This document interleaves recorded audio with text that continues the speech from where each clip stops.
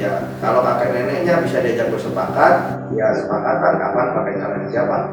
Tapi kalau kakek neneknya tidak bisa diajak bersepakat, kan biasanya orang tua kalah wewenang.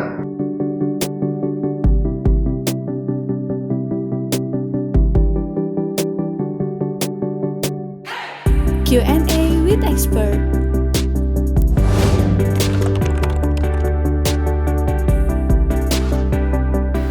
Halo, selamat pagi. Aku biasa dikenal dengan nama Onggek dan orang teman-teman yang belajar bareng.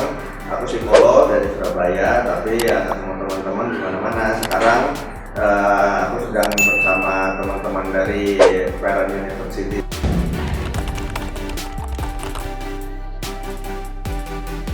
Ya.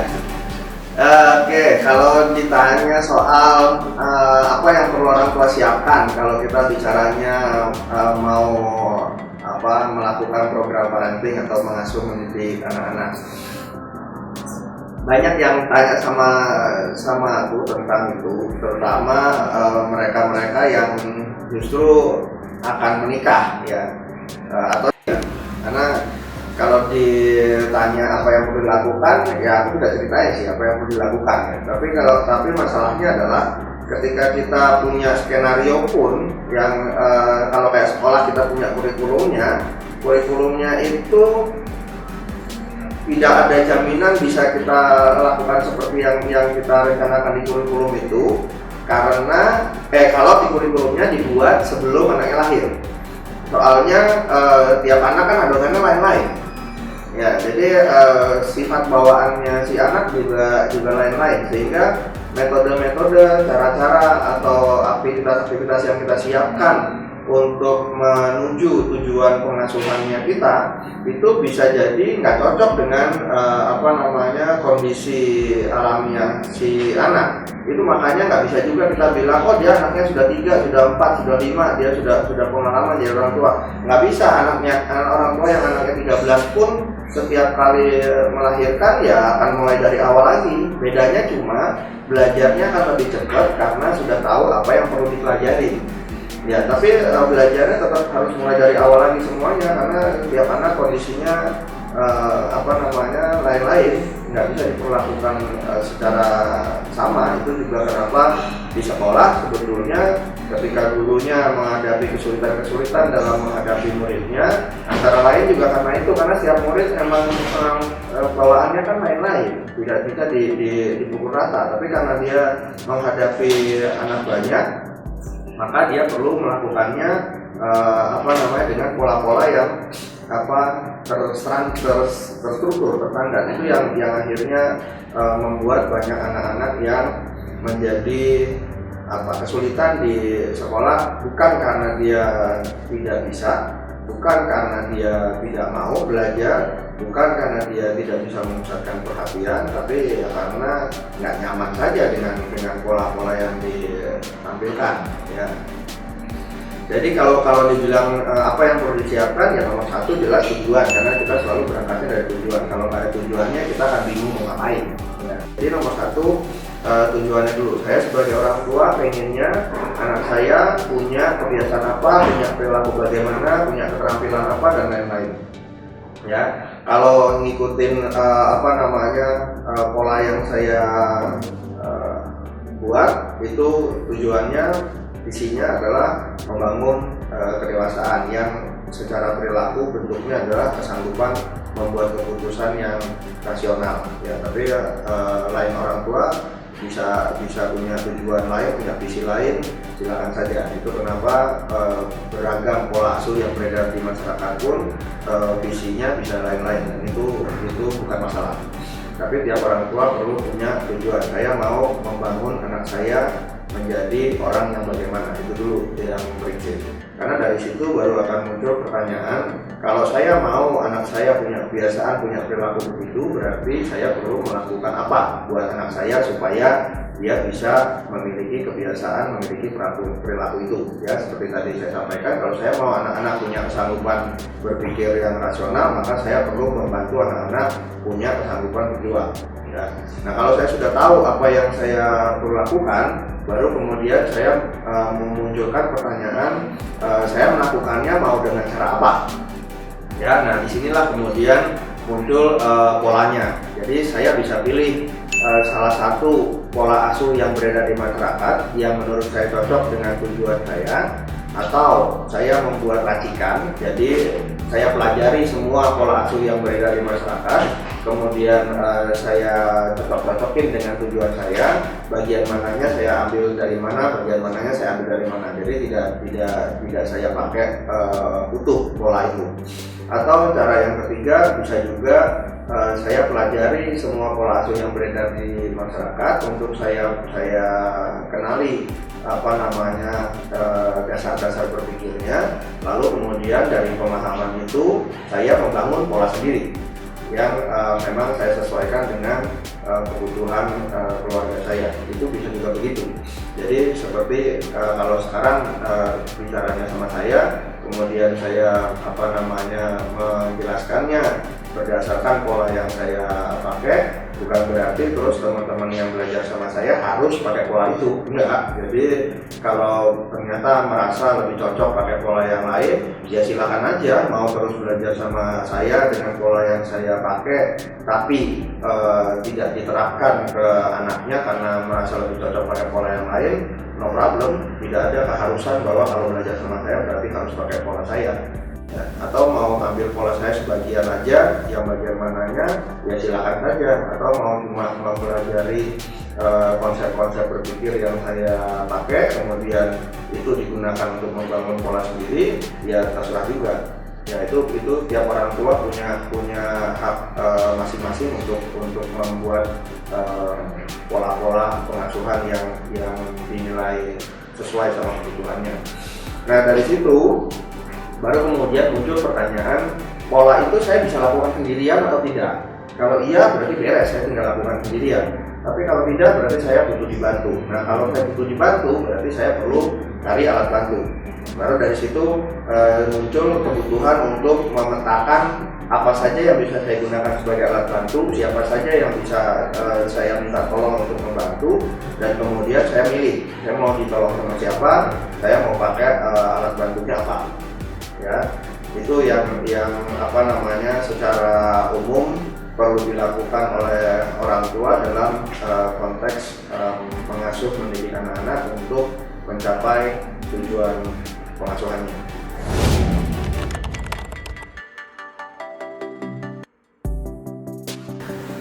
Oke, kalau soal apa yang membuat orang tua perlu belajar untuk membangun keterampilan menjadi orang tua ini, sebetulnya itu bukan sesuatu yang harus ya, karena di hidup ini kan tidak ada yang harus.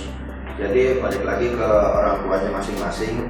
Ketika saya mau jadi orang tua, apa tujuan yang akan saya capai? Atau kalau saya tidak punya tujuan jadi orang tua, tapi dilalah terlanjur kemudian ada anak, jadi sekarang saya sudah jadi orang tua gara-gara ada anak. Ya, jadi kalau sudah gitu, ya balik pertanyaannya ke masing-masing. Apa yang saya mau lakukan terhadap anak yang sudah terlanjur lahir ini? Ya, kalau saya tetap memilih untuk tidak mau jadi orang tua, ya berarti kan pilihannya anak ini saya titipkan ke orang lain untuk dididik, diasuh oleh orang lain, sehingga saya terbebas dari peran dari tanggung jawab sebagai orang tua. Tapi kalau saya mau bertanggung jawab atas kelahiran anak yang saya lahirkan ini, ya berarti saya perlu memainkan peran sebagai orang tua. Jadi ya balik lagi, saya perlu punya tujuan sebagai orang tua, saya mau ngapain. Nah, kalau tujuan yang saya mau capai itu bisa saya lakukan, bisa saya capai tanpa saya belajar apa-apa, dengan sumber daya yang saya punya sekarang, dengan pengetahuan yang saya punya sekarang, ya memang saya tidak perlu belajar jadinya. Ya kan, saya tinggal perlakukan anak saya dengan cara-cara seperti yang saya tahu sekarang, seperti yang saya biasa lakukan selama ini. Tapi kalau saya merasa, saya menilai bahwa saya tidak punya cukup kemampuan, tidak punya cukup pengetahuan tentang bagaimana caranya supaya tujuan pengasuhan saya itu bisa tercapai, ya berarti kan dari situ muncul kebutuhan untuk belajar, karena saya butuh mendapatkan informasi baru, saya butuh punya keterampilan baru untuk membantu saya supaya tujuan pengasuhan pendidikan saya itu bisa tercapai. Ya, jadi mulainya dari tujuan dulu. Apakah saya memang punya tujuan untuk menjadi orang tua yang bagaimana? Apakah saya punya tujuan anak saya mau saya biasakan menjadi pribadi yang bagaimana? Kalau saya tidak punya tujuan, ya saya tidak perlu belajar apa-apa. Tapi kalau saya tidak mau jadi orang tua, saya juga tidak perlu belajar apa-apa. Tapi kalau saya mau jadi orang tua dan saya mau anak saya begini begitu, ya pertanyaannya apakah saya bisa mencapai apa yang saya mau itu tanpa belajar? Kalau iya, alhamdulillah itu rezekinya kita, nggak perlu belajar sudah bisa dapat. Tapi kalau saya perlu belajar untuk mendapatkan itu, ya berarti memang kita perlu belajar walaupun nggak enak. Ya, itu balik lagi ke kesanggupan menjadi dewasanya kita. Makanya menjadi orang tua itu ratingnya khusus untuk dewasa. Ya, jadi mesti dewasa dulu baru jadi orang tua. Tapi banyak orang yang memang kan sudah terlanjur jadi orang tua sebelum dewasa. Ya, jadi kalau kita memang mau kemudian tersadar, waduh saya sudah terlanjur jadi orang tua dan saya belum punya keterampilan yang cukup, saya belum punya kemampuan pengetahuan yang cukup, maka saya perlu belajar. Ya ayo kita belajar bareng-bareng. Bahkan orang tua dan anak-anak belajarnya barengan pun satu kelas bisa dan boleh. Ya, banyak juga teman-teman belajar kita yang jadi punya kebutuhan belajar, jadi punya keinginan belajar gara-gara dia mengalami kesulitan. Ya, biasanya kan begitu. Jadi waktu lahir, karena si bayi ini belum bisa bergerak, jadi yang tidak dirasakan ada kesulitan apa-apa. Ya, cuma nangis-nangis rewel aja, perlu berusaha untuk menenangkan bayinya, kesulitannya begadang karena bayinya nangis-nangis terus sepanjang malam. Tapi itu masih dianggap lebih mudah karena tidak perlu belajar apa-apa, cuma perlu mempersiapkan hati saja karena sebel gara-gara bayinya bolak-balik nangis, karena capek karena bayinya bolak-balik nangis. Tapi biasanya orang tua akan mulai mengeluh ketika anaknya sudah mulai bisa menggerakkan kaki. Ya, karena ketika anaknya sudah bisa menggerakkan kaki, anaknya bisa menjelajah. Dan ketika bisa menjelajah, maka tidak cuma anaknya bisa dimaknai sebagai mengganggu, tapi juga bisa orang tua merasa khawatir karena anaknya bisa melakukan hal-hal yang dinilai membahayakan.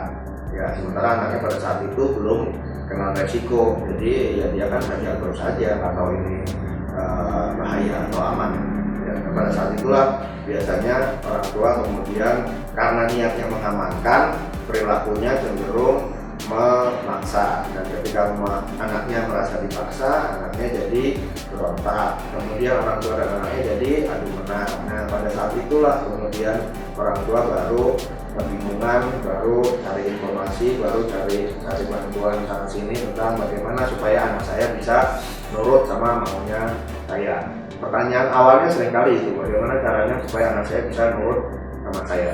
Ya, nggak apa-apa kalaupun orang tua bertanyanya bagaimana cara supaya anak saya bisa nurut sama saya, nggak apa-apa, itu sudah bagus. Itu artinya sudah ada niatan untuk menambah pengetahuan minimal. Ya, jadi nggak apa-apa mau belajarnya untuk apa, belajarnya karena apa, belajarnya kapan, nggak perlu dimasalahin. Karena belajar itu prinsipnya setiap hari sampai kita meninggal, dan ujiannya selalu mendadak, nggak pernah ada informasi tentang kapan mau ujian. Ya, ujiannya juga selalu mendadak, jadi belajarnya juga mesti tiap hari, sehingga nggak perlu khawatir terlambat. Tidak ada yang terlambat tentang belajar, karena belajar itu pertanyaannya mau atau tidak mau dimulai. Kalau mau dimulai, ya ayo dimulai. Kalau belum mau dimulai, ya nggak usah dimulai. Tunggu nanti aja kalau sudah mau dimulai. ya. Itu prinsipnya kalau kita mau mencapai tujuan pengasuhan kita sebagai orang tua.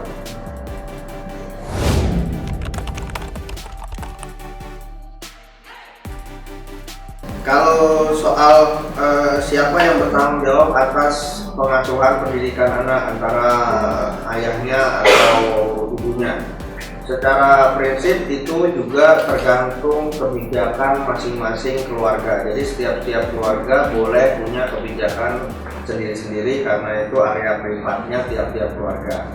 Nah, di dalam keluarga siapa yang sebaiknya berperan dalam hal itu silahkan disepakati antara suami sama istrinya. Apakah urusan pengasuhan pendidikan anak-anak ini mau dilakukan bersama-sama, artinya ayah dan ibu punya tanggung jawab, punya peran yang sama, atau mau dibedakan, bapaknya mengambil peran apa, ibunya mengambil peran apa. Itu silakan saja disepakati kalau bisa disepakati, ya. Itu adalah seperti yang tadi saya sampaikan soal jenis-jenis kesepakatan. Tapi kalau tidak bisa disepakati, orang tua, ibu dan ayah itu tidak ada keharusan untuk bersepakat. Ya, jadi boleh saja bapaknya punya tujuan sendiri, ibunya punya tujuan sendiri dan tujuannya berbeda. Atau kalaupun tujuannya sama, tapi bapaknya pengen melakukannya pakai pola A, ibunya pengen melakukannya pakai pola B, boleh saja. Tidak ada keharusan ibunya dan bapaknya sepakat tentang tujuan pengasuhan, tidak ada keharusan untuk sepakat tentang pola pengasuhannya, ya. Jadi boleh berbeda antara bapaknya sama ibunya. Jadi kalau soal itu yang penting diperhatikan, pilihannya yang pertama adalah sepakat. Jadi tujuannya disepakati, pola yang mau dipakai disepakati, ya. Sehingga anaknya ketika sedang bersama ibunya, atau ketika sedang bersama ayahnya, atau ketika sedang bersama ayah dan ibunya secara bersamaan, itu mendapatkan perlakuan yang sama. Ya, tapi kalau orang tuanya gagal bersepakat, maka bisa saja ayahnya punya cara sendiri, ibunya punya cara sendiri. Ya. Kalau anaknya sedang bersama ayahnya, beres, karena pasti akan mendapatkan perlakuan seperti yang ayahnya mau. Kalau dia sedang bersama ibunya, beres juga, karena dia akan mendapatkan perlakuan seperti yang ibunya mau. Ya, yang jadi pertanyaan adalah bagaimana ketika ayah dan ibunya sedang bersama-sama ada di situ. Caranya adalah bapak dan ibunya ini bersepakat tentang kapan pakai caranya siapa. Ya, bersepakat tentang siapa yang pada saat itu menjadi penanggung jawab dalam proses pengasuhan pendidikan anaknya. Ya, jadi kalau saat itu diputuskan pakai polanya ibu, maka bapaknya libur, ya. Jadi bapaknya memilih tidak membuat keputusan atau membuat keputusan yang sesuai sama polanya ibu. Kalau saat itu disepakati pakai polanya bapak, maka ibunya yang libur. Jadi ibunya berhenti membuat keputusan atau membuat keputusan sesuai kebijakan atau polanya bapaknya. Ya, itu yang perlu dilakukan kalau tidak sepakat caranya, tapi sedang bersama-sama, tapi mereka masih punya kesanggupan untuk bersepakat. Yang ketiga, kalau mereka sama sekali tidak punya kesanggupan bersepakat, ya, nggak perlu berantem juga antara bapak sama ibunya ketika polanya berbeda, tujuannya berbeda, dan mereka enggan bersepakat. Ya, tapi kalau itu yang terjadi, maka masing-masing perlu memeriksa antara saya dan pasangan saya, siapa yang lebih berwenang pada saat itu. Ya, kalau misalnya ibunya lebih berwenang daripada bapaknya, maka pilihannya bapaknya libur atau tetap memaksakan diri menggunakan pola yang dia anut, dia yakini, dengan resiko gagal karena ibunya akan sabotase. Dan yang berlaku tetap keputusannya ibunya karena ibunya lebih berwenang. Ya, sebaliknya, kalau pada saat itu dinilai bapaknya lebih berwenang daripada ibunya, maka karena ibunya kalah wewenang, walaupun ibunya membuat keputusan, walaupun ibunya memaksakan diri menjadi penanggung jawab situasi, tetap bisa digagalkan, tetap bisa disabotase karena bapaknya bisa memaksakan diri melakukan apa yang bapaknya mau dan ibunya kalah. Ya. Satu itu resikonya. Yang kedua resikonya kalau dipaksakan, maka sadar atau tidak sadar orang tua ini sedang membangun kebiasaan curang ke dalam dirinya anaknya. Ya, karena ketika ada dua toko buka bareng, barang jualannya sama, harganya beda, itu bukan akan membuat calon pembeli jadi bingung, tapi akan membuat calon pembeli jadi selalu bisa mendapatkan yang enak karena dia akan pilih yang murah. Ya, anak-anak juga begitu. Ketika pada saat itu situasinya menurut dia lebih enak caranya bapaknya atau ikut bapaknya, maka dia akan ikut bapaknya. Tapi kalau pada saat itu caranya ajakan atau keinginan ibunya lebih enak, maka dia akan ikut ibunya. Sehingga kalau polanya begitu dilanjutkan berulang-ulang, bisa saja anaknya mengenali polanya lalu anaknya curang, anaknya memanipulasi dengan cara dia sengaja minta sesuatu yang bapaknya nggak setuju kalau lagi ada ibunya, atau sebaliknya minta yang ibunya nggak setuju kalau lagi ada bapaknya. Ya, demikian juga termasuk dengan kakek nenek. Ya, kalaupun orang tuanya ini sepakat polanya, sepakat tujuannya, tapi polanya yang dipakai orang tua tidak cocok atau tidak disetujui atau berbeda dengan pola yang biasa dipakai kakek neneknya, maka sama. Ya, kalau kakek neneknya bisa diajak bersepakat, ya sepakatan kapan pakai cara siapa. Tapi kalau kakek neneknya tidak bisa diajak bersepakat, kan biasanya orang tua kalah wewenang, kakek neneknya lebih berwenang. Jadi ya pilihannya orang tua libur, jangan bikin keputusan. Jadi kalau anaknya minta apa-apa langsung tak arahkan ke kakek neneknya, tanya sama kakek, tanya sama nenek, atau bikin keputusan yang pasti kakek neneknya setuju. Karena kalau enggak, ketika anaknya belum punya kesanggupan bersepakat dan anaknya tidak suka dengan apa yang diinginkan, apa yang diminta, apa yang ditampilkan oleh orang tuanya, anaknya bisa menjadi rewel. Ketika anaknya rewel, maka kakek neneknya bisa sabotase keputusannya orang tuanya dan menyamankan cucunya. Ya, dan kalau udah begitu, apapun yang diomong orang tuanya jadi nggak laku. Ya, jadi satu, orang tuanya bisa berantem, orang tuanya bisa jadi sia-sia karena keputusannya disabotase orang lain. Yang kedua, anaknya bisa belajar curang, ya, sehingga pola-pola yang mau ditanamkan juga tetap aja lambat karena mentah lagi. Yang kemudian yang juga bisa jadi masalah di kemudian hari kalau terjadi seperti itu, yaitu tanpa sengaja orang-orang yang kalah wewenang ini membangun kebiasaan kepada anak itu untuk mengabaikan omongannya dia. Ya, jadi kalau misalnya biasanya ibunya kalah wewenang sama bapaknya, tapi ibunya biasa memaksakan diri dan bapaknya selalu sabotase, maka berarti anaknya belajar mengabaikan omongannya ibunya. Kalau sudah terlanjur jadi kebiasaan, bisa saja walaupun nggak ada bapaknya, omongannya ibunya tetap diabaikan. Demikian juga bapaknya, kalau pada saat itu kalah wewenang tapi memaksakan diri, artinya anaknya akan belajar mengabaikan omongannya bapaknya, karena selalu yang berlaku omongannya ibunya. Jadi nggak ada ibunya pun bisa jadi pada saatnya dia tetap mengabaikan omongannya bapaknya. Atau kalau orang tuanya sepakat tapi nggak sepakat sama kakeknya sama neneknya, maka orang tuanya bisa diabaikan juga oleh anaknya kalau itu terjadinya berulang. Ya, itu resikonya kalau orang-orang yang terlibat dalam pengasuhan pendidikan si anak tidak punya kesepakatan tentang visi misi, tentang pola yang mau ditampilkan, tapi ngotot, sama-sama maksa. Ya, resikonya akhirnya akan begitu. Ya, jadi soal siapa yang bertanggung jawab silahkan disepakati. Soal polanya yang mau dipakai bagaimana silahkan disepakati. Kalau nggak sepakat nggak usah berantem soal itu, silahkan diatur aja kapan pakai cara siapa, atau ya yang kalah wewenang tutup toko. Ya, termasuk di dalamnya ada orang-orang yang mengatakan polanya dibedain aja, ada yang baik, ada yang jahat, ya. Jadi kalau anak ini berurusan sama si A, ya si A selalu memainkan peran belajar. Jadi dia akan menuntut anaknya untuk belajar.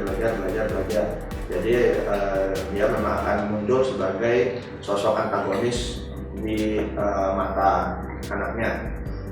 Sementara yang satunya settingnya melindungi, menyamankan sehingga anak memaknai orang ini sebagai menyenangkan, sebagai enak. Mau begitu boleh saja kalau sanggup menghadapi resikonya. Resikonya adalah bahwa ketika si anak ini sedang bersama si A, maka si A nggak boleh melindungi karena dia perannya adalah ngajarin. Ya, jadi anaknya terus dalam situasi belajar ketika dia bersama si A. Tapi jadi misalnya anaknya pada saat itu mengalami situasi yang membahayakan pun dia nggak boleh mengamankan, nggak boleh melindungi karena perannya dia bukan melindungi. Ya, jadi kalau mau dibagi perannya begitu, maka syaratnya adalah dua orang ini perlu terus ada bersama-sama, nggak boleh pisah. Karena kalau pisah, maka resikonya bisa jadi masalah buat si anaknya. Kalau si anak ikut si B, maka anaknya akan libur terus belajarnya karena si B kan tugasnya mengamankan. Jadi walaupun situasinya sebetulnya layak buat belajar, si B nggak boleh jadi fasilitas belajar karena disepakati perannya adalah mengamankan. Ya, jadi mau begitu juga boleh, tapi hitung aja siap dengan resikonya. Ya, jadi apapun polanya, apapun misinya, visinya, bentuknya, pembagian perannya bagaimana, itu terserah masing-masing keluarga mau diatur bagaimana.